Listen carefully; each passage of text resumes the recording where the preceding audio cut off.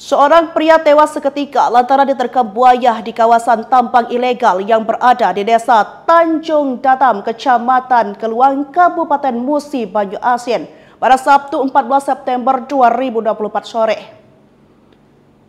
Korban diketahui bernama Riki, 28 tahun, warga Kecamatan Lais, Kabupaten Musi, Banyu Asin itu tewas diterkam buaya karena sebelumnya hendak mengumpulkan minyak mentah di kawasan tambang ilegal tersebut.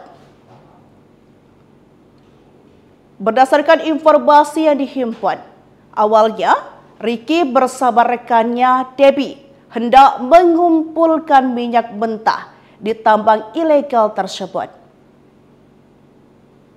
Saat hampir mencapai tepi sungai, Riki tiba-tiba merasakan sesuatu di kakinya dan berteriak meminta pertolongan.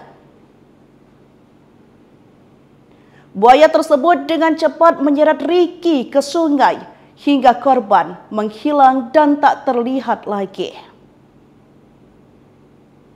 Warga akhirnya melakukan pencarian hingga pada akhirnya jasad korban ditemukan dalam kondisi sudah tak bernyawa lagi. Kapolres AKBP Listiono Dwi Nugroho membenarkan kejadian tersebut. Ia pun menyayangkan masih ada saja warga yang nekat menyeberang, padahal sudah ada pembatas pengamanan yang terpasang oleh pihak kepolisian.